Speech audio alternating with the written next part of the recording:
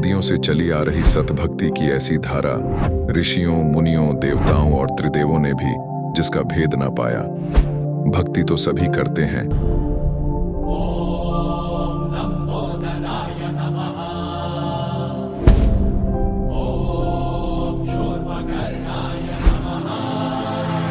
और हरदम यह सोच रहती है कि रहने के लिए आलीशान घर हो, घूमने के लिए बड़े बड़े पार्क हो, खाने पीने के लिए स्वादिष्ट भोजन हो, हम कभी बीमार ना हो, कभी दुखी ना हो और कभी भी ना मरे।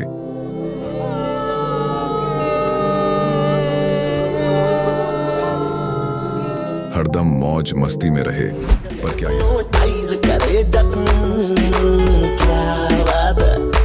पर क्या यह संभव है?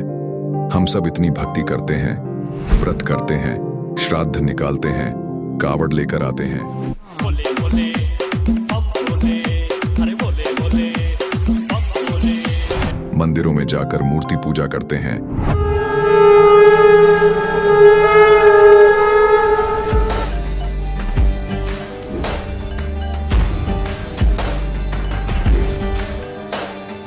भानुकोटिभास्वरं भवाब्धितारकं परं नीलकण्ठमीप्सितार्थदायकं त्रिलोचनं कालकालमम्बुजाशमक्षशूलमक्षरम्। चर्च में जाकर प्रेयर करते हैं,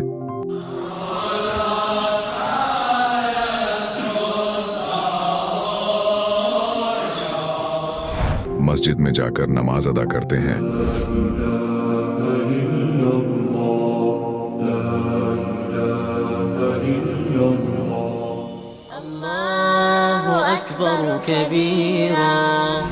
और गुरुद्वारों में जाकर माथा टेकते हैं,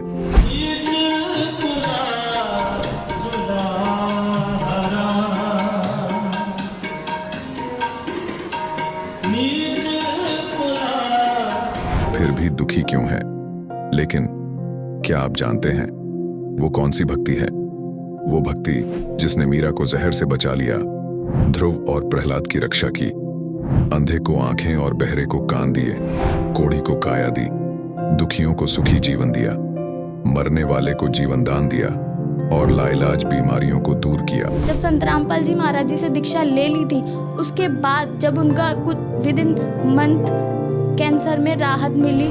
जैसे हम लोग परमात्मा का आदेश आया, हम लोग हॉस्पिटल गए और ऑपरेशन कराया। भगत जी 1 रुपया का भी दवाई माता जी को खाना नहीं पड़ा, और जो डॉक्टर कैंसर है बताते थे, वही डॉक्टर के मुख से हमने ये सुना भगत जी कि ये चमत्कार कैसे हो गया। तो हॉस्पिटल में दिखाया तो कैंसर घोषित कर दिया डॉक्टर ने यहाँ। तो फिर इसके इलाज के लिए घूमे, इलाज भी नहीं हुआ, तो फिर घर पे थक के बैठ गए। कैंसर के लिए जिंदल हॉस्पिटल में रहा, उसके बाद सपड़ा हॉस्पिटल में रहा, उसके बाद जयपुर को दिखाया, उसमें कोई इलाज नहीं हुआ। संत रामपाल जी महाराज जी ने चरणामृत प्रसाद दिया और आशीर्वाद दिया और भक्ति ज्ञान दिया, और उसके बाद मैं तंदुरुस्त हूँ। हर दिन में अपना सब कुछ खाता हूँ, मुझे कोई समस्या नहीं। मेरे को बीमारी ये थी सर कि ब्लड ट्यूब में मेरे को एक प्रकार का पस आ गया था और इन्फेक्शन हो गया था। उस इन्फेक्शन को डॉक्टर लोग वो कह रहे थे कि इसमें आपको ऑपरेशन करना पड़ेगा। आश्रम पहुंचने में परमात्मा का नामदान लिया और जो उन्होंने मुझे उपदेश दिया, उस उपदेश देने के बाद उन्होंने आशीर्वाद दिया। आशीर्वाद देने के बाद तत्क्षण में मेरा ये रोग वहीं के वहीं दर्द बिल्कुल ठीक हो गया। भक्ति सभी करते हैं, लेकिन उपरोक्त लाभ सिर्फ सतभक्ति से ही प्राप्त होते हैं। आज भी सतभक्ति करने वाले हजारों लाखों लोगों को शास्त्र अनुसार भक्ति का अद्भुत अनुभव प्राप्त हो रहा है। आइए जानते हैं ऐसे ही लाखों श्रद्धालुओं में से एक सतभक्ति करने वाले इस श्रद्धालु का अनुभव। सर नमस्कार। सर साहब। सर क्या नाम है आपका? अजमेर दास मेरा नाम है। गांव मेरा आएगा सतनौर, तहसील गढ़शंकर, डिस्ट्रिक्ट शहर, पंजाब का रहने वाला हूँ मैं। सर आप क्या करते हैं? मैं पहले फ़ौज में था, अभी फ़ौज से रिटायरमेंट हो गया हूँ। सर संत रामपाल जी महाराज से आप कब जुड़े? मैं संत रामपाल जी महाराज से मई 2013 से जुड़ा हुआ हूँ जी। सर संत रामपाल जी महाराज की शरण में आने से पहले आप क्या भक्ति साधनाएं करते थे? संत रामपाल जी महाराज की शरण में आने से पहले मैं सतपाल जी की शरण में था और उनसे मैंने नामदान लेके उनके बताई हुई भक्ति करता था। सर सतपाल जी महाराज की बताई हुई भक्ति साधना आपने कितने साल तक की और उस भक्ति साधना से आपको क्या लाभ मिला? मैंने सतपाल जी की बताई हुई भक्ति कम से कम 4 साल की जी। उसमें लाभ तो मेरे को कोई नहीं हुआ जी। ये सोचते थे कि परमात्मा की शरण में लगे रहो, कभी ना कभी तो परमात्मा दिया करेंगे। बस उनके बताए हुए अनुसार मैं भक्ति करता रहा, लाभ मेरे को कोई नहीं हुआ। उल्टा मैं जैसे था विषय विकारों में, वैसे ही विषय विकारों में मैं आगे चलता रहा जी। सर आप संत रामपाल जी महाराज की शरण में कैसे आए? संत रामपाल जी महाराज जी का सत्संग आता था पहले जी जागरण में, 2010 में भी, फिर साधना पर।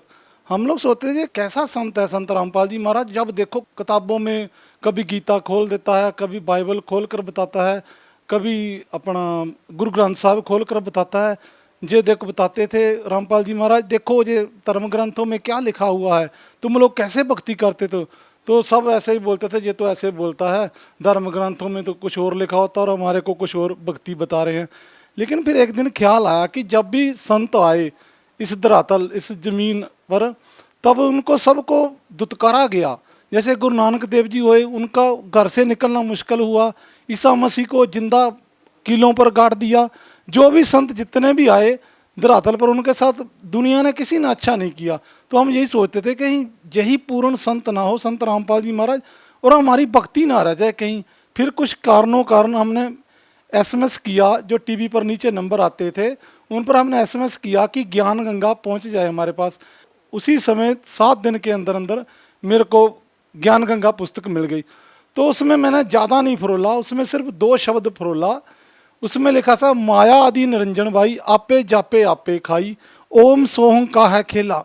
और ये क्या, ये तो हमारे सतपाल जी बताते हैं कि ये सोहंग शब्द तो है जो कहीं किताबों में नहीं लिखा हुआ, कहीं इश्तिहारों में कुछ नहीं लिखा हुआ। मैं तो होश चक्कर खा गया। रही जो हमारे को सतपाल जी ने भक्ति बताई वो तो रामपाल जी महाराज ने किताबों में भी हमारे को प्रमाणित कर दिया। ये तो आपे जापे आपे खाई। तो हम तो उसी दिन से प्रण लगा लिया कि पूर्ण संत रामपाल जी महाराज हैं, इसके सिवा इस धरती पर कोई भी संत नहीं है। तो हम ज्ञान गंगा के माध्यम से संत रामपाल जी महाराज की शरण में आए जी। सर जैसा कि आप बता रहे हैं कि धरती पर पूर्ण संत रामपाल जी महाराज हैं, अन्य कोई संत नहीं है, तो सर समाज इस बात का निर्णय कैसे करे कि पूर्ण संत कौन है? परमात्मा कहते हैं रामपाल जी महाराज का, सतगुरु के लक्षण कहूँ मदरे नैन बिलोच, 4 वेद 6 शास्त्र कहाँ कहे 18 बोध। परमात्मा रामपाल जी महाराज इस धरातल पर आए हुए हैं, वो सारे वेद सारे शास्त्र गुरु ग्रंथ साहब सब में प्रमाण है।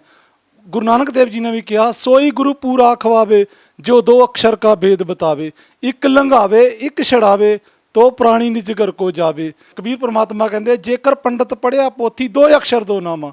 हमारे संत, हमारे गुरु ग्रंथ साहब, हमारे बाइबल सब की पहचान है कि गुरु पूरा कैसे होना चाहिए। फिर भी हम लोगों ने तो परमात्मा को पहचान लिया और रामपाल जी महाराज की बताई हुई भक्ति कर रहे हैं जी। सर संत रामपाल जी महाराज की शरण में आने के बाद आपको क्या लाभ मिले? संत रामपाल जी महाराज की शरण में आने से बाद सबसे बड़ा लाभ मेरे को ये मिला कि मैं ड्रिंक बहुत करता था जी, बहुत ज़्यादा ड्रिंक करता था। कि फौज में था उधर तो ड्रिंक करते थे, लेकिन रामपाल जी महाराज की शरण में आने से नामदान लेने के बाद मेरी ड्रिंक छूट गया जी।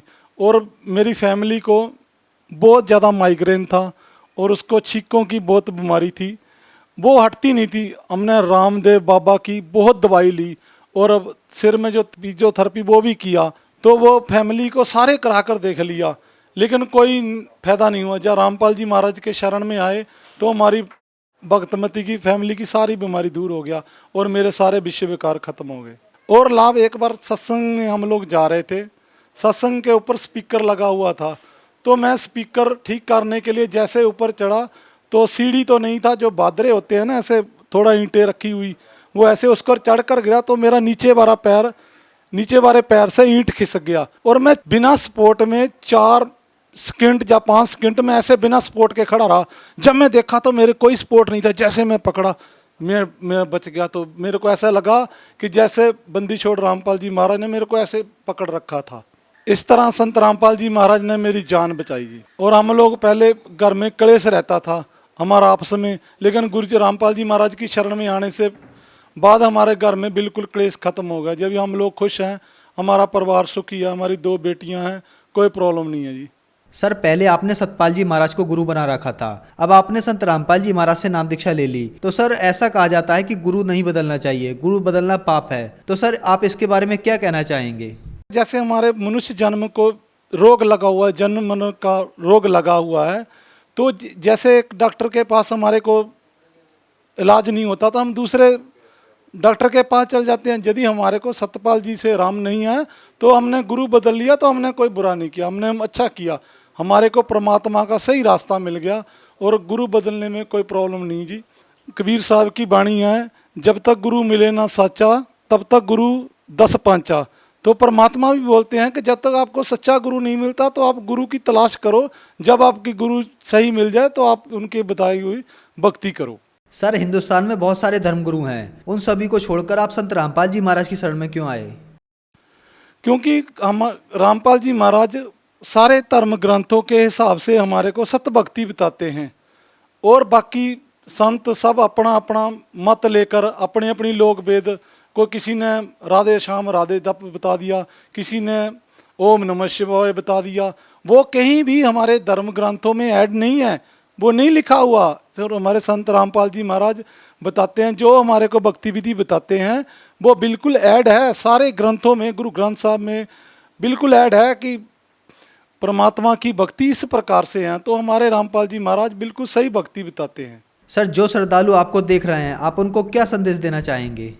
मैं भक्त समाज के आगे अरदास करता हूँ, प्रार्थना करता हूँ कि आप इतने पढ़े लिखे हैं, कोई BA कोई MA, कोई आजकल कोई अनपढ़ नहीं है, आप गुरु जी का रामपाल जी महाराज जी का सत्संग सुनो और सुनने के बाद निष्क्रिय निकालो कि कौन सच्चा कौन झूठा, और आप पढ़ो कि हमारे वेदों में, हमारे कुरान में, बाइबल में क्या प्रमाण है और कैसे भक्ति करनी चाहिए।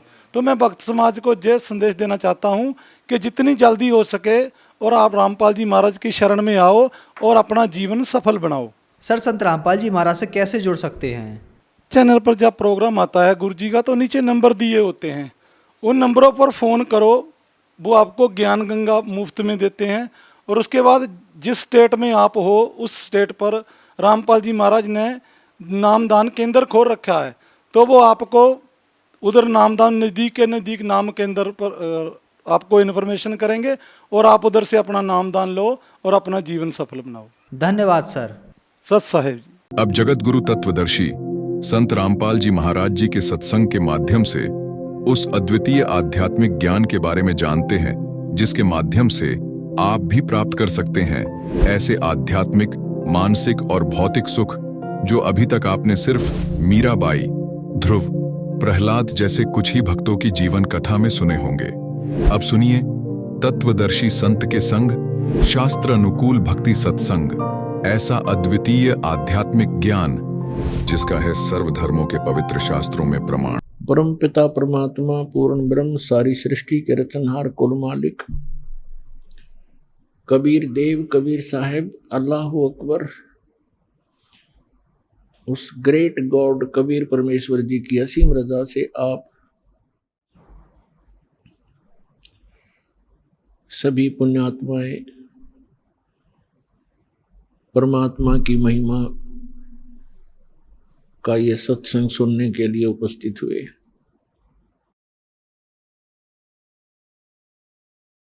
आप बहुत ही विशेष आत्माएं हैं, विशेष प्रिय परमात्मा के बच्चे हो, जो आपको ये ज्ञान अच्छा लग रहा है और आपकी श्रद्धा भगवान में दिन प्रतिदिन बढ़ती ही जा रही है। अन्यथा ये पूरा मानव समाज नास्तिक होने के कागार पर खड़ा था। भक्ति करने वालों की कमी नहीं, श्रद्धालुओं की कमी नहीं, श्रोता बहुत गिने और संतों की भी कोई कमी नहीं, साधु संत बहुत बहुत गिने, और फिर भी कोई बुराई समाज से घट नहीं रही। कोई भी आध्यात्मिक लाभ किसी भी भक्त को प्राप्त नहीं हो रहा। किसी को कुछ प्राप्त हो रहा है तो उसके अपने संस्कार से ही हो रहा है, जो बिल्कुल भी भक्ति ना करते वो उनको भी हो रहा होता है, क्योंकि जो पूर्व जन्म के शुभ संस्कार या अशुभ संस्कार वो प्रत्येक प्राणी को प्राप्त होते ही रहते हैं। अब परमात्मा ने रजा करी है,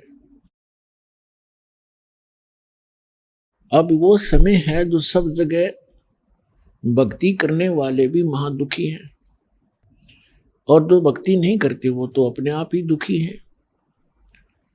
हाहाकार मचा है। एक पैसा ही सर्वस्व हो गया, माया ही सबको मीठी लगती है।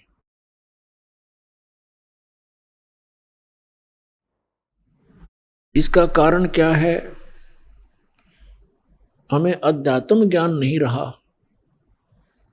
हम देखा देखी और लोक वेद के आधार से गलतियों पर गलती करके अपने कर्म बिगाड़ रहे हैं।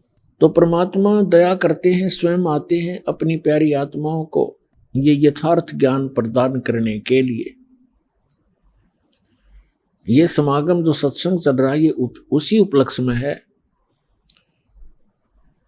कि वो परमात्मा हमारे पिता, हमारे हमदर्द, सर्व पाप नाशक, सर्व सुखकारी, मंगलकारी, पाप हरण करने वाले हमारे जनक, हमारे पिता, ये परमात्मा हैं और इसलिए ये हमारे को यहाँ सद्मार्ग दर्शन करने के लिए आते हैं। और काल भगवान जिसके लोक में हम रह रहे हैं, इसका पूरा प्रयत्न होता है कि ये सभी प्राणी परमात्मा से परिचित ना होकर के दंत कथा लोकवेद सुनते रहें, भक्ति करें या तो करें नहीं, विकार खूब करते रहें, और करें तो शास्त्र विधि त्याग का मनमाना आचरण करें, जिससे उनको कोई लाभ होना नहीं। और कुछ दिनों में उनकी आस्था भगवान से अपने आप हट जाती है। जैसे बहुत से ऐसे प्रमाण यहाँ आ रहे हैं, बहुत से उदाहरण हैं कि जो पहले अन्य संतों के पास उपदेशी थे, वहाँ कोई 30 वर्ष, कोई 20 वर्ष, कोई 40 वर्ष अपनी साधना समय व्यतीत करके और सर्वस्व लुटा करके, घर में भी बहुत हानि उठा करके, जन हानि भी उठा करके अब यहाँ आ रहे हैं। अब यदि उनको ये मार्ग ना मिलता और यहाँ उनको कुछ लाभ ना मिलता तो वो नास्तिक हो जाते पक्के। और काल यही चाहता है कि ये ऐसी भक्ति करें जिससे इनको कोई आध्यात्मिक लाभ ना हो, यानी परमात्मा की तरफ से कोई लाभ इनको महसूस ना हो, और ये कुछ दिनों में भक्ति साधना त्याग दे और मेरे जाल में फंसे ही रहे। और वो परमात्मा दयालु आते हैं, उस परमात्मा का प्रयत्न होता है कि मेरी आत्माओं में परमात्मा की चाह, उसकी कसक और उसके गुण समाये रहें। और वो कब तक? इस बीचली पीढ़ी तक, जो सन 1997 में 5505 वर्ष कलयुग बीत चुका है, यहां तक परमात्मा ने आपको ये भक्ति की आस्था बना के भगवान में आपकी आस्था बनाए रखकर यहाँ लाना था, इस समय तक लाना था। इसलिए वो परमात्मा चारों युगों में आते हैं। क्या बताते हैं? सतयुग में सत सुकृत कह टेरा, त्रेता नाम मुनींद्र मेरा, द्वापर में करुणा में कहाया, कलयुग नाम कबीर धराया। चारों युग में मेरे संत पुकारे, कूक कहा हम हेल रे, हीरे माणिक मोती बरसे, ये जग चुगता डेल रे।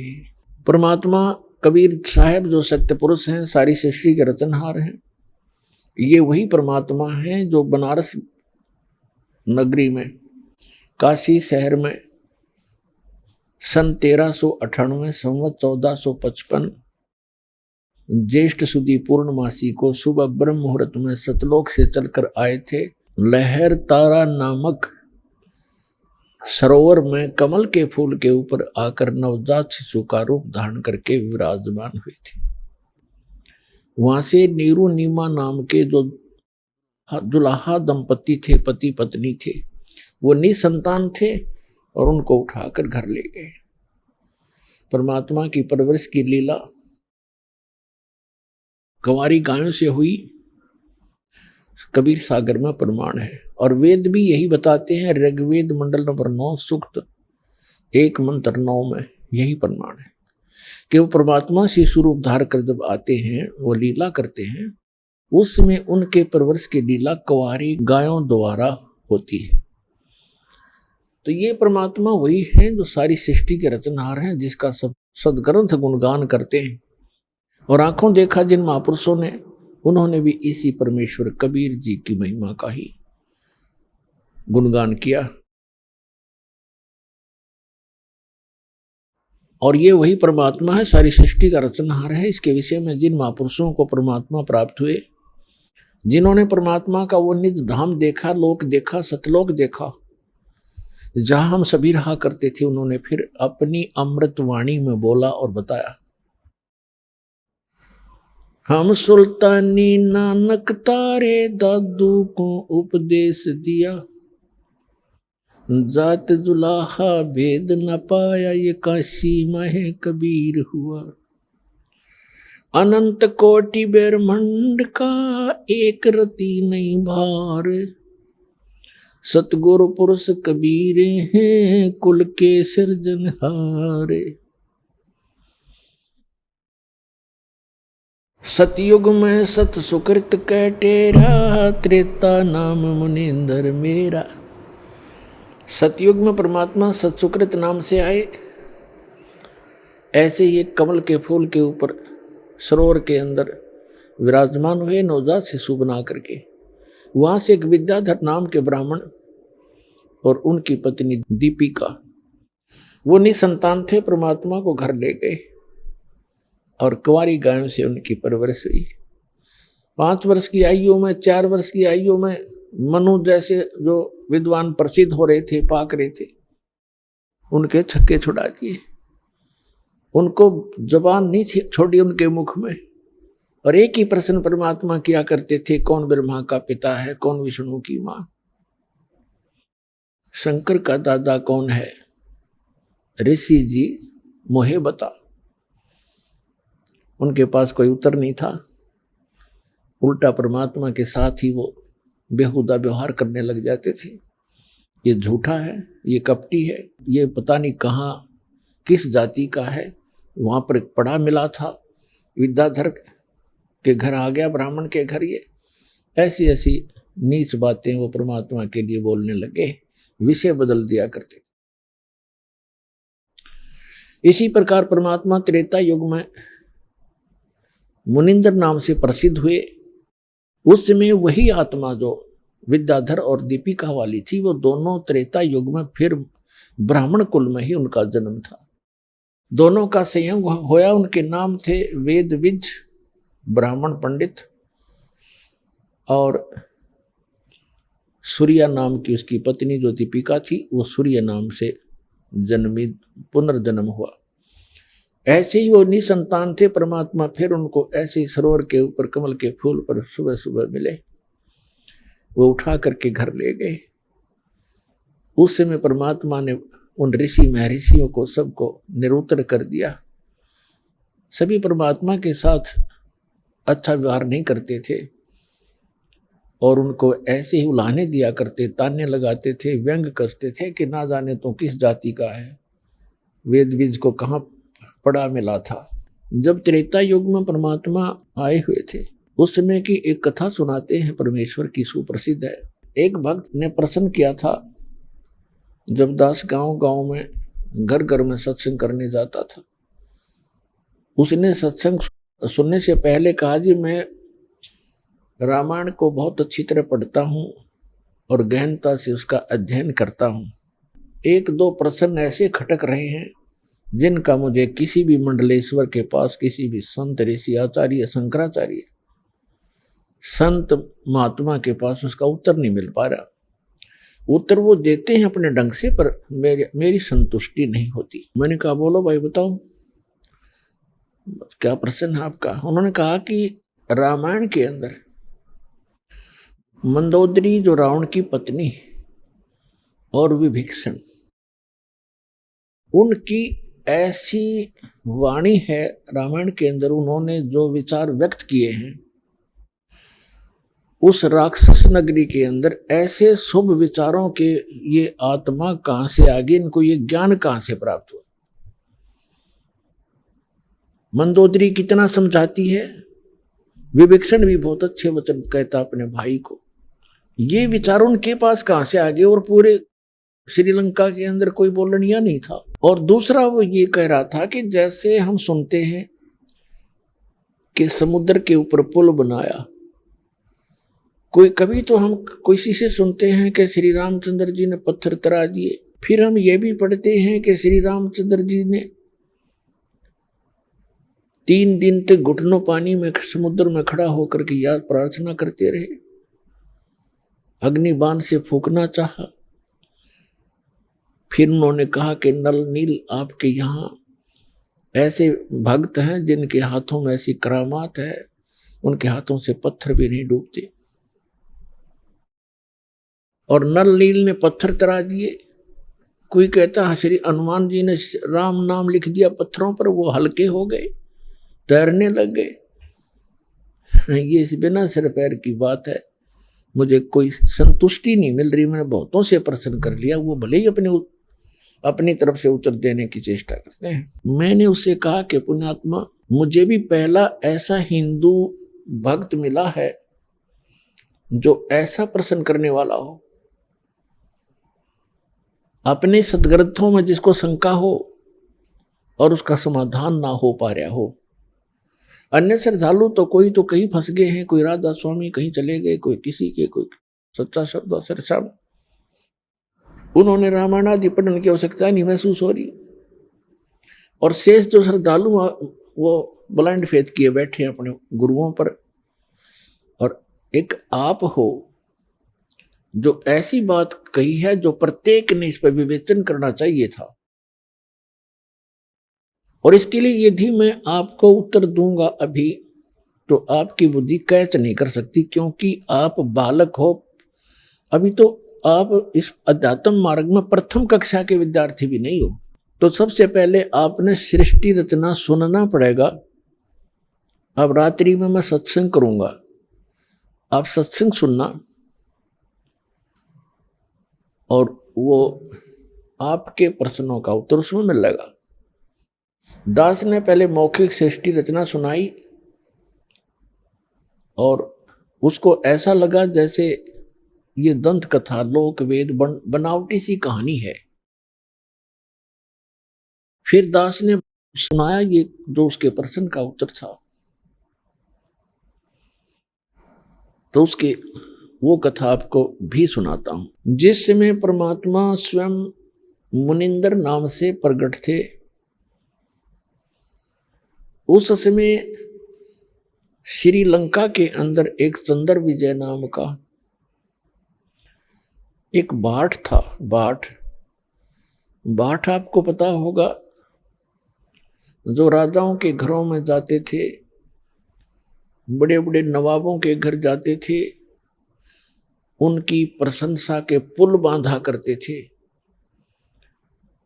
उनको कथा कहानी सुनाया करते थे, उनको चुटकुले सुनाकर उनकी महिमा के पुल बांधकर प्रसन्न करके उनसे कुछ रोजी रोटी प्राप्त करते रहते थे। वो चंद्र विजय नाम का एक भाट था। उसके घर में पुत्र पुत्रियां और पुत्र वधू कुल मिलाकर 16 सदस्य थे। परमात्मा कहते हैं, 100 छलछीदर मैं करूं अपने जन के काज, गोता मारूं स्वर्ग में, जा बैठूं पाताल। गरीबदास जी वर्णन कर रहे हैं परमात्मा की महिमा को। गरीबदास ढूंढता फिरूं अपने हीरे मोती लाल। तो परमात्मा एक साधु रूप में चंद्र विजय जिस रास्ते से सुबह सुबह सैर सपट्टे को जाता था, उस मार्ग में एक वृक्ष के नीचे बैठ गए। और पुण्यात्माओं, भक्त का एक विशेष लक्षण होता है कि साधु संत दिखाई देते उसकी आत्मा अपने आप आकर्षित हो जाती है। वो उसका सौभाग्य या दुर्भाग्य, वो असली है या नकली, लेकिन वो असली मानकर ही पहुंच जाता है। तो परमात्मा भी कहते हैं कबीर साहब के साधु दर्शन राम का, साधु दर्शन राम का, मुख पे बसे सुहाग, और दर्श उन्हीं को होत हैं जिनके पूर्ण भाग। कबीरा दर्शन संत के, परमात्मा आवे याद, और लेखे में वही समय, बाकी का समय बर्बाद। अब जो ही चंद्र विजय अपने निर्धारित समय पर सुबह सुबह बाहर निकला, घूमने के लिए गया, फ्रेश होने के लिए गया, जाते समय देखा कि साधु बैठा है। अपना वापस आते समय उन्होंने चरणों में प्रणाम किया और कहा, महात्मा जी, दास का यह मकान है, छोटा सा झोंपड़ा है, दर्शन दो भगवान, कुछ आहार करो, हमारा भी उद्धार करो। परमात्मा तो गए उसी विषय में थे। परमात्मा ने कहा कि भाई, मैं ऐसा वैसा संत नहीं हूं, मेरे कुछ नियम हैं, मर्यादाएं हैं, उनको यदि तू पालन करेगा तो मैं चल सकता हूं तेरे घर पे। करबद्ध होकर के चंद्र विजय भाट ने कहा कि हुक्म करो परवरदिगार, क्या नियम है, क्या आदेश है आपका? संभव कोशिश करूंगा, जितना भी संभव मेरे से हो सकेगा। परमात्मा ने कहा कि जो मेरा भक्त हो जाता है, उपदेश दीक्षा ले लेता है, मेरा शिष्य बनता है, मैं उसी के घर जाता हूं, ऐसे वैसे व्यक्ति के, अनुपदेशी के घर में आहार नहीं करता। तो चंद्र विजय ने कहा कि भगवान, मैं तो शिष्य गुरु बना चुका हूं एक ऋषि को, और उसी ऋषि को गुरु बना रखा है और बहुत से हमारे साथियों ने। तो परमात्मा ने कहा, आपके गुरुजी ने किस भगवान की भक्ति बताई है? अब चंद्र विजय कहता है कि और भगवान कौन है? शिव जी, शंकर भगवान ही तो है सर्वेश्वर, और हमारे राजा भी भगवान शंकर के ही उपासक हैं। फिर परमात्मा ने उसको कहा कि भाई, तुम सभी भ्रमित हो, ये शंकर भगवान नहीं है, ये एक देव है, और ये तीन देव एक जैसी ही शक्ति वाले हैं। श्री ब्रह्मा जी रजगुण, श्री विष्णु जी सतगुण, श्री शंकर जी तमोगुण। जैसे एक प्रांत, आजकल के दृष्टिकोण से अब दास समझाएगा, जैसे एक प्रांत में मिनिस्टर होते हैं, मंत्री, तो उन मंत्रियों का एक जैसा ही रैंक होता है, एक जैसी पावर होती है, एक जैसे ही वो एमएलए होते हैं, लेकिन उनके विभागों में अंतर होने से थोड़ी सी वैल्यू उनकी घट बढ़ जाती है, वो अलग बात है। फिर परमात्मा ने बताया, तीन लोक का राज है ये, ब्रह्मा विष्णु महेश, ऊंचा धाम कबीर का, बाणी बिरह विदेश। तीन देव की जो करते भक्ति, उनकी कदे ना होए मुक्ति। गुण तीनों की भक्ति में ये भूल पड़ो संसार, कहे कबीर निज नाम बिना कैसे उतरो पार। अब चंद्र विजय को कुछ बात खटकी, कुछ हटकर ज्ञान था, कभी कड़वा लगा, कभी मीठा लगा। घंटा 2 घंटे डिस्कशन करने के बाद उसने निर्णय ले लिया कि भगवान, आपका ज्ञान भले ही मैं पहली बार सुन रहा हूं, पर आत्मा को खींच रहा है, कुछ अच्छा सा भी लग रहा है। शुरू शुरू में तो अच्छा नहीं लग रहा था। तब चंद्र विजय ने कहा कि भगवान दीक्षा दे दो दास को। परमात्मा ने उसको मंत्र दिया और कहा, आप दर्शन दो दास के घर पे। तो चल पड़े मालिक, अब चंद्र विजय के घर रहे परमात्मा 2-3-4 दिन, प्रार्थना करके रखा उनको। सारे परिवार को बिठा लेते थे और सत्संग सुनाते थे, ज्ञान सुनाते थे। तो प्रथम बार तो केवल चंद्र विजय ने ही दीक्षा ली, बाकी सदस्यों ने नहीं दीक्षा ली, क्योंकि पहले बड़े श्रद्धालु व्यक्ति थे। दीक्षा ग्रहण बेशक ना की, लेकिन ज्ञान सुनते रहे। परमात्मा चले गए, वो फिर कुछ दिनों के बाद फिर आए। उस समय तक चंद्र विजय ने सारे परिवार को तैयार कर दिया दीक्षा दिवाने के लिए। परमात्मा आए, पीछे उन्होंने सब ज्ञान पर डिस्कस किया और सब ने स्वीकार किया कि बात सारी सत्य है और समर्थ हैं ये संत, इनके दर्शन से ही आत्मा प्रसन्न होती है। जिन मिलते सुख उपजय, मिटे कोटि उपाद, भवन चतुर्दश ढूंढियो वो परम स्नेही साध। और वो तो परमात्मा आए थे खुद। उन सब ने दीक्षा ले ली। पूरे चंद्र विजय भाट के 16 के 16 सदस्य दीक्षित हो गए। अपने आत्माओं देखना मालिक की कैसी रजा होती है। अब पहले चंद्र विजय की पत्नी करमवती प्रतिदिन मंदोदरी के पास जाती थी, 1-2 घंटा उसका मनोरंजन करवाया करती थी। और क्या सुनाया करती थी? ऐसे ही घटिया सतर के चुटकुले, बेहुदी बातें जो आम समाज में कहीं भी नहीं जाती।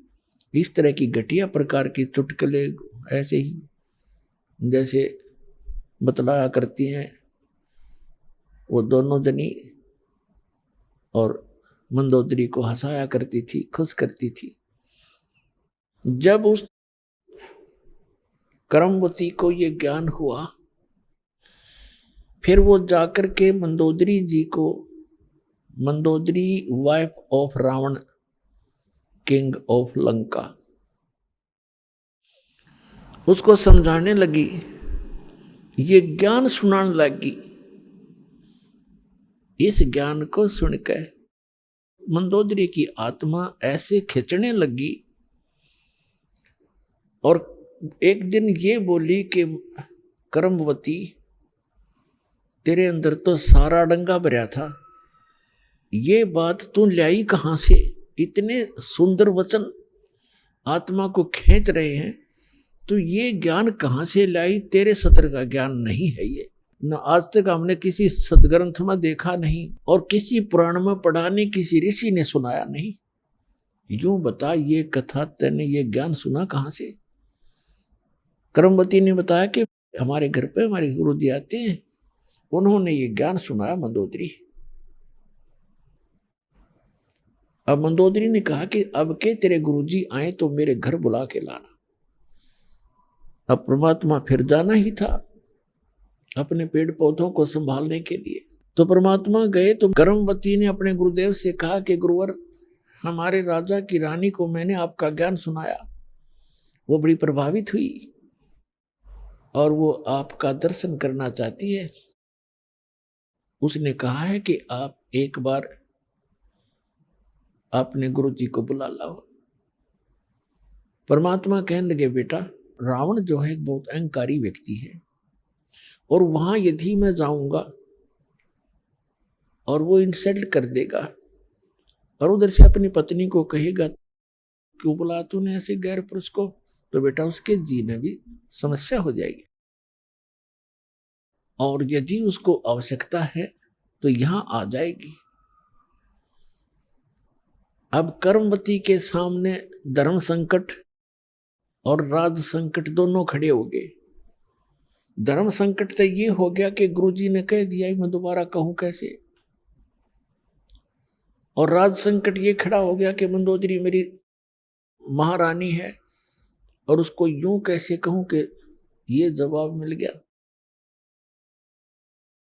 फिर भी परमात्मा ने हिम्मत दी, वो जाकर कहने लगी कि मंदोदरी, हमारे गुरुजी आए हैं और मेरी अर्ज है महारानी कि संतों को बुलाना नहीं चाहिए, साधु संतों का स्वयं जाकर दर्शन करना चाहिए। और ये थी मैं प्रार्थना करूंगी ज्यादा, और वो आ भी गए और उन्होंने आप पर रजा बख्शी नहीं, तो बात नहीं बनेगी। हमारे गुरुदेव जी ने आपके घराने से बना कर दिया और ये कहा है कि यदि उसको गरज है तो मेरे पास आ जाएगी। तो मंदोदरी कहने लगी, बहन मैं चलूंगी, मैं खुद चलूंगी, मुझे गरज है भगवान की। वो उस अपने नौकरानी के घर आगी रानी, परमात्मा के चरणों में मत्था टेक दिया और ज्ञान ग्रहण किया, दीक्षा प्राप्त की। क्योंकि कर्मवती ज्ञान से पहले काफी परिचित हो चुकी थी और उसने मंदोदरी को बहुत कुछ ज्ञान सुना दिया था। मंदोदरी परमेश्वर मुनिंदर जी की शिष्या बन गई। फिर वो अपने पति रावण से ये कथा ज्ञान सुनाने लगी। रावण कहने लगा, तेरी बुद्धि चल चुकी है, तेरे को किसी गलत व्यक्ति ऋषि ने बहका दिया है। भगवान शंकर से ऊपर कोई शक्ति है, देख मेरे कैसे ठाठ कर रखे, कैसी मेरे को सिद्धियां दे रखी है, सारी सोने की लंका बना ली है। ए मूर्ख औरत, तू अब भी नहीं समझ पाई, किसके चक्कर में फंस गई। मंदोदरी कहने लगी, रावण तू मेरा पति है और मेरा कर्तव्य है तेरे को समझाने का और कहने का, आपका भी फर्ज है मुझे शिक्षा देने का।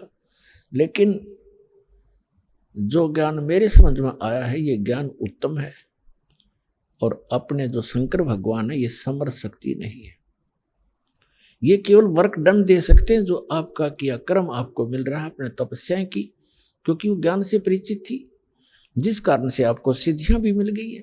लेकिन ये अस्थायी है, एक दिन आपकी भी मृत्यु होगी और शंकर भगवान की भी मृत्यु होगी। रावण कहने लगा, आज के बाद मेरे से जिक्र भी मत कर देना, क्योंकि उसने तो राज चाहिए था, राज उसको प्राप्त था, बस फाइनल उसने ज्ञान इतना था उसको। ऐसे गुरु मिले हुए थे। एक दिन उसने अपने देवर विभीषण के सामने ये जिक्र किया कि है तो ये भी उसका भाई, लेकिन मेरा कर्तव्य है समझाने का, मानो चाहे मत मानो। तो विभीषण को जब ये ज्ञान सुनाया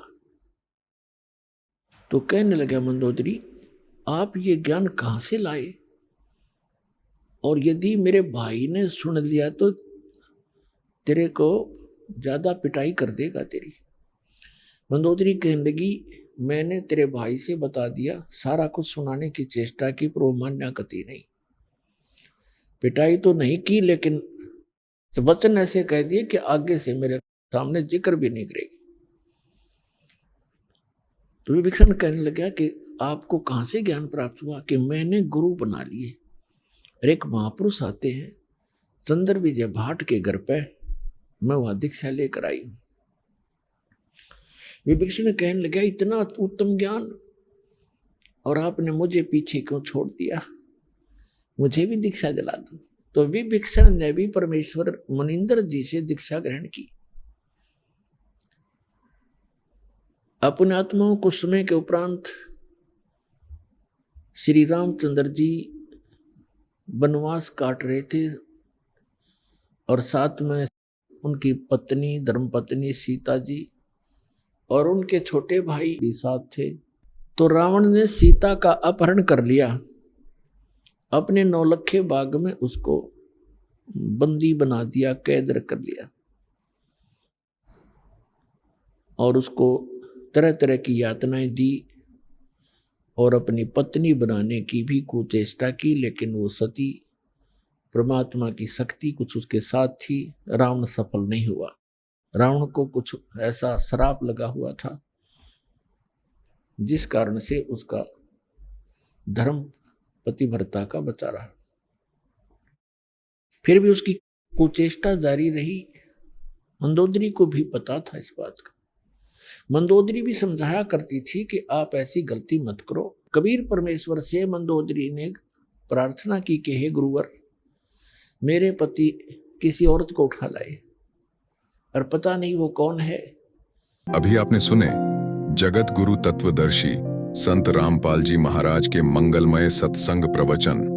आइए अब सुनते हैं उन भक्तों के अनुभव जिन्होंने संत रामपाल जी महाराज के प्रमाणित ज्ञान से प्रभावित होकर नाम दीक्षा लेकर अनेकों लाभ प्राप्त किए। नमस्कार सर। नमस्कार जी, सत साहिब। सर क्या नाम है आपका? जी, मेरा नाम शंकर दत्त जोशी है। शंकर जोशी जी, आप कहाँ से हैं? जी, मैं घेटी गरुड़, जनपद बागेश्वर, उत्तराखंड से हूँ। सर संत रामपाल जी महाराज से नाम दीक्षा आपने कब ली? जी, मैंने अक्टूबर 2013 में नाम दीक्षा ली। सर क्या काम करते हैं आप? जी, मैं उत्तराखंड शिक्षा विभाग में गवर्नमेंट टीचर हूँ। शंकर जोशी जी, हमारे दर्शकों को अपने भक्ति सफर के बारे में बताएं। आपने क्या क्या भक्ति साधनाएं की हैं? संत रामपाल जी महाराज जी से नाम दीक्षा लेने से पहले मैं बचपन में हनुमान जी का पुजारी था। हनुमान जी को बहुत मानता था। उसके बाद थोड़ा सा बड़ा हुआ तो फिर मैं शिव जी को मैंने अपना इष्ट बनाया। फिर यह हाई स्कूल की बात है, इंटर में था तो फिर मुझे लगा कि शिव जी की भी सहायता, कई बार मैंने पढ़ा था बचपन में कि विष्णु जी ने उनकी हेल्प करी, तो फिर मैंने विष्णु जी को अपना इष्ट बनाया। उसके बाद फिर कुछ समय और बाद फिर देवी दुर्गा जी मेरी इष्ट बनी, क्योंकि मुझे ये पढ़ा मैंने आध्यात्मिक ज्ञान में कि देवी दुर्गा जी से ही इन तीनों देवताओं को शक्ति मिलती है। जो भी ये कार्य करते हैं तो देवी दुर्गा जी की ही सहायता से, उनकी शक्ति से ही करते हैं। तो देवी दुर्गा जी पर जाके मेरा फुल स्टॉप हो गया। उन्हीं की मैं पूजा करता था, उन्हीं की भक्ति करता था। सर संत रामपाल जी महाराज जी की शरण में जाने का क्या कारण बना? आपको कब लगा कि अब मेरी परेशानियों का इलाज कहीं भी नहीं है, अब मुझे संत जी की शरण में जाना चाहिए? जी, ये 2010 की बात है। मैं मेरी माता जी सत्संग के चैनल लगाने को बोलती थी टीवी पे, तो कभी कभार मैं भी देख लिया करता था। तो एक दिन 7-7:30 बजे का टाइम था, मैं सत्संग के चैनल चेंज कर रहा था। तो साधना चैनल पर संत रामपाल जी महाराज जी का चैनल शुरू ही हो रहा था उस समय, और शुरू की जो लाइन उसमें आई कि कौन ब्रह्मा का पिता है, कौन विष्णु की माँ, शंकर का दादा कौन है, हमको दे बता। और अधिक जानकारी के लिए सुनिए तत्वदर्शी संत रामपाल जी महाराज जी के प्रवचन। तो मैं यहाँ पर बड़ा मेरे को एक शौक जैसा लगा कि ब्रह्मा जी की माता, विष्णु जी के पिता, शंकर जी के दादा, ये कौन, ये चीज़ें तो हमने कभी पढ़ी नहीं थी, जबकि मैं ब्राह्मण कुल में पैदा हुआ था और ये आध्यात्म ज्ञान का ये वाला चैप्टर तो मैंने कभी सुना भी नहीं था। तो मैंने समझा कि इन जो संत जी आ रहे हैं इनके बारे में कुछ सुना जाए, इनको ये क्या कहते हैं। तो फिर मैं चैनल देखा आगे, तो कुछ समय बाद गुरुजी उसमें बता रहे थे, उसमें वेद, गीता और हमारे जो भी धार्मिक शास्त्र हैं उनको खोल के हमको दिखा रहे थे, तो मुझे अच्छा लगा। तो उसके बाद फिर मैं सत्संग को रोज़ उस नियमित टाइम पर मैं सत्संग सुनने लगा टीवी पर, साधना टीवी पर। तो धीरे धीरे फिर सब ये आध्यात्मिक ज्ञान का जो गूढ़ रहस्य है ये धीरे धीरे क्लियर होता गया और स्पष्ट होता गया, और जो कि हमारे वेद शास्त्रों से, हमारे धार्मिक सदग्रंथों से मिलता है और पूरा तरीके से फिर मैंने उसका मिलान भी किया, क्योंकि मुझे ये लगा कि क्या पता ये गुरुजी कुछ अपना ज्ञान उसमें मिला के कुछ अपनी तरफ से बता रहे हों। तो मैंने फिर मार्केट से मैंने सभी जो हमारे धार्मिक सदग्रंथ हैं उनको लेके आया, और जब भी गुरुजी सत्संग में जो चीज़ बोलते थे, जो अध्याय, जो श्लोक, जिस भी ग्रंथ का बोलते थे, तो मैं खोल के मिलाता था, तो वो ज्यों का त्यों मिलता था, वैसे ही मिलता था हमें। तो इस तरीके से मुझे जब कंफर्म हो गया मैं, तो फिर 2013 में मैं संत रामपाल जी महाराज जी के शरण में आया। सर संत रामपाल जी महाराज से नाम दीक्षा लेने के बाद आपको क्या क्या फ़ायदे हुए? जी हाँ, संत रामपाल जी महाराज जी से नाम दीक्षा लेने के पश्चात मुझे अनेकों लाभ मिले। सबसे पहला लाभ तो ये रहा कि मुझे मुक्ति का मार्ग मिल गया, मोक्ष मार्ग मिल गया। ये सबसे पहला और सबसे बड़ा लाभ है। और उसके बाद जो लौकिक लाभ हैं इस जगत की दृष्टि में, तो शारीरिक लाभ भी मुझे हुए। मुझे एक खांसी की प्रॉब्लम रहा करती थी बचपन से, और वो साल भर वो चलती रहती थी, चाहे गर्मी का मौसम हो या जाड़े का मौसम हो। कई डॉक्टर्स को मैंने दिखाया, लेकिन वो लोग कोई इलाज नहीं कर पाए, मेरा पूरा ट्रीटमेंट नहीं कर पाए। लेकिन संत रामपाल जी महाराज जी से नाम दीक्षा लेने के बाद मेरी वो खांसी की प्रॉब्लम पूरी जड़ से समाप्त हो गई। ये तो शारीरिक लाभ था, और आर्थिक लाभ भी मुझे काफ़ी हुए। मैं सरकारी शिक्षक के पद पर कार्यरत हूँ, और मेरी पत्नी भी शिक्षिका के पद पर कार्यरत है। तो जो एक हम कहते आए हैं, सुनते आए हैं ना कि बरकत होना पैसे में, जब तक मैंने संत रामपाल जी महाराज जी से नाम दीक्षा नहीं ली थी, उससे पहले जो पैसा मुझे मिलता था तो उस पैसे में कोई ताकत नहीं थी, कोई बरकत नहीं थी। तो मैं जितना भी कमाता था या जो भी कमाई हमारा पैसा अर्न होता था, वो पैसा कब कैसे खर्च हो जाता था पूरा का पूरा पता नहीं चलता था। लेकिन संत रामपाल जी महाराज जी से नाम दीक्षा लेने के बाद अब मेरे पास मालिक की दया से बहुत अच्छा घर भी मेरा है, मेरे पास कुछ ज़मीन भी है अच्छी जगहों पर। तो अब आर्थिक रूप से भी मैं सशक्त हूँ। और एक लाभ और है, जो मेरी मदर इन लॉ हैं सासू जी, वो कैंसर स्टेज 3 भी क्रॉस कर गई थी, तो उनका इलाज दिल्ली में भी चला। तो उन्होंने नाम दीक्षा नहीं ली हुई थी। ये 2013 के ही आसपास की बात है जब मैंने नाम दीक्षा ली थी। तो हम लोग नाम दीक्षा लेके आए, तो जब वो लोग, क्योंकि वो ससुराल पक्ष से थे, तो उन्होंने तो नाम दीक्षा नहीं ली थी, लेकिन वो अपने सब जो भी देवी देवताओं को पूजना या डॉक्टर्स के पास जाना, वो सब चीज़ कर चुके थे, और वो वापस घर आ गई थी। डॉक्टर्स ने ये बोल दिया था कि अब कुछ दिनों के मेहमान हैं, इनकी सेवा कर लो आप। तो मुझे लगा कि क्यों ना संत रामपाल जी महाराज जी से भी एक प्रार्थना लगाई जाए। तो मेरी पत्नी ने हम बरवाला आश्रम में थे उस समय, गुरुजी आशीर्वाद दे रहे थे, दर्शन दे रहे थे, तो मेरी पत्नी ने बोला कि गुरुजी, मेरी माताजी बड़े कष्ट में हैं, उनको ठीक कर दीजिए, या फिर उनके शरीर को ही मुक्त कर दीजिए, क्योंकि वो बहुत पीड़ा में हैं। तो संत रामपाल जी महाराज जी ने बोला कि बेटा ठीक हो जाएंगी। तो आश्चर्यजनक रूप से कुछ समय बाद, कुछ दिनों बाद, वो बहुत उनको आराम मिला, क्योंकि उनको हम जब हॉस्पिटल ले जाते थे घर से, तो 4 या 5 किलोमीटर की दूरी पर ही जाने में भी उनको तकलीफ़ होती थी। हम गाड़ी में उनको लिटा के ले जाते थे। 1 महीने के अंदर ही वो बहुत स्वस्थ हो गई, और उसके बाद तो वो हमारे उत्तराखंड से बरवाला की दूरी काफ़ी होती है, 2 दिन लगभग लग जाते हैं जाने में। तो हम उनको ले गए, और उसके बाद तो फिर वो कई बार वहाँ दर्शन करने को गई, और वो 2013 के बाद आज 10 साल से भी ज़्यादा समय हो गया है, और वो अभी पूर्ण तरीके से स्वस्थ हैं एकदम। ये उन लोगों के लिए एक मैसेज है जो लोग साइंस पे भरोसा करते हैं, या बोलते हैं कि डॉक्टर्स या दवाइयाँ या मेडिकल साइंस ही सब कुछ है। मैं ये कहूँगा कि वो लोग आध्यात्म पर और पूर्ण संत पर भी भरोसा करें, और पूर्ण भगवान पर भी भरोसा करें, और ये सद्भक्ति करके देख लें, तो उनको भी इस तरीके से लाभ मिलेंगे। ये निसंदेह, इसमें कोई शक की बात नहीं है। सर, कहा जाता है कि जो भी श्रद्धालु संत रामपाल जी महाराज जी से नाम दीक्षा लेते हैं, उनका नशा तो छूटता ही छूटता है। हमारी रिसर्च में हमने पाया है कि संत रामपाल जी महाराज ने आज लाखों परिवारों में खुशियां ला दी हैं, और भी लाखों लोगों का नशा छुड़वाया जा रहा है। पहले आप हमारे दर्शकों को ये बताएं, क्या आप भी नशा करते थे, और अगर करते थे तो आप नशा कैसे छोड़ पाए? जी हाँ, नशा भी मैं करता था। मेरी नौकरी लगी तो चूँकि मेरे कुछ मित्र मंडली भी ऐसी थी, वो एक सोशल स्टेटस जो होता है आज के समाज में, तो ये माना जाता है कि जो शराब पिएगा और मीट मुर्गा खाएगा तो वो समाज में ज़रा अच्छे नज़र से देखा जाता है, मतलब वो एक संपन्न माना जाता है। तो मेरा भी थोड़ा इसी तरीके का दृष्टिकोण था, और बाद में कुछ समय बाद में फिर इसका एडिक्ट हो गया। विशेषकर शराब पीने का मैं थोड़ा सा आदी जैसा होने लग गया था। तो ये संत रामपाल जी महाराज जी से नाम दीक्षा लेने के बाद अब मैं शराब को छूता भी नहीं हूँ।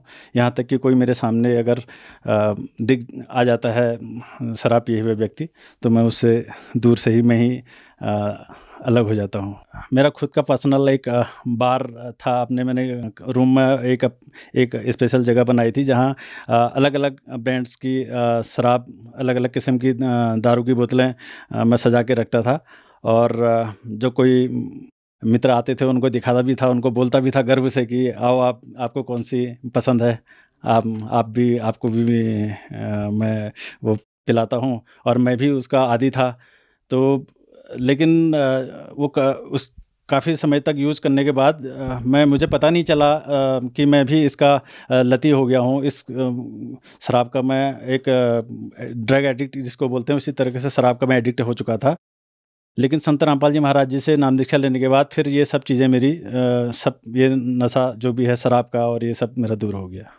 सर आप गवर्नमेंट टीचर हैं, बागेश्वर में रहते हैं। आपके उत्तराखंड में बागेश्वर से कुछ ही दूरी पर केदारनाथ मंदिर है। सर लोग केदारनाथ मंदिर में जाते हैं। केदारनाथ मंदिर हिंदू धर्म में बहुत ही पवित्र माना जाता है और उसे मुक्ति का द्वार भी कहते हैं। आपने केदारनाथ मंदिर को छोड़कर इतनी दूर संत रामपाल जी महाराज जी से नाम दीक्षा ली, ऐसा क्यों? कृपया हमारे दर्शकों को बताएं कि क्या कुछ ऐसा है संत रामपाल जी महाराज जी के पास जो केदारनाथ मंदिर में नहीं है।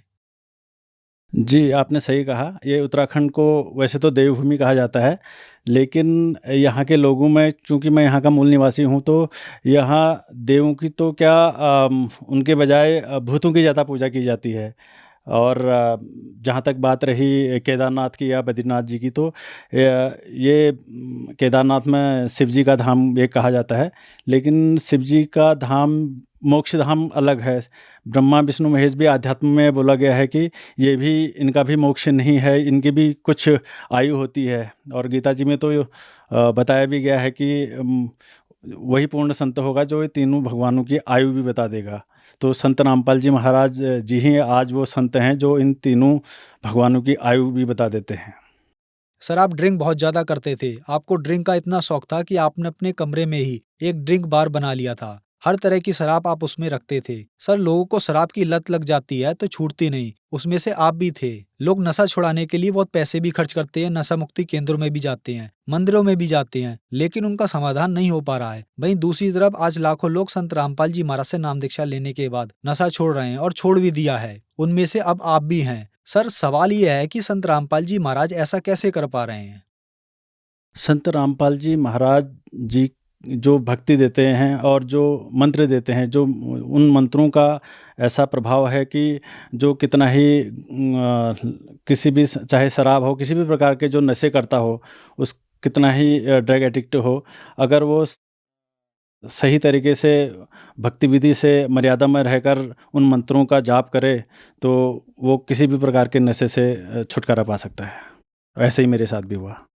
सर आप उत्तराखंड से हैं, तो उत्तराखंड वासियों को अपनी भाषा में आप क्या कहना चाहेंगे? उनको मैं यही कहना चाहूँगा कि उन सब मैं सो हूँ मेरी प्रार्थना हल कि तुम लोग जो भूतों को पूजन छा, मसाणों को पूजन छा, अब तुम सद्भक्ति करो और संत रामपाल जी महाराज शरण में आओ। वो हमार वेद गीता और हमार शास्त्रों हिसाबल सद्भक्ति दिनी और सदमंत्र दिनी, उन मंत्रों जाप करो और अपने जीवन को सुखी बनाओ और मोक्ष प्राप्त करो।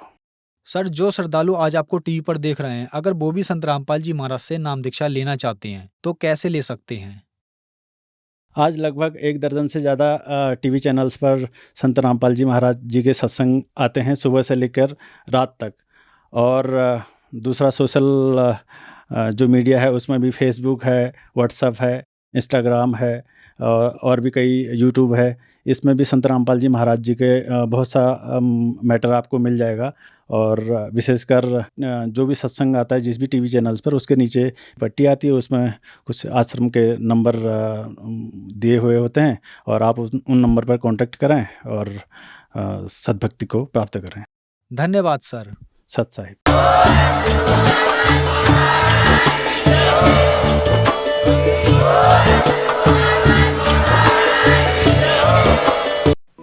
आप सुन रहे थे जगत गुरु तत्वदर्शी संत रामपाल जी महाराज के मंगल प्रवचन।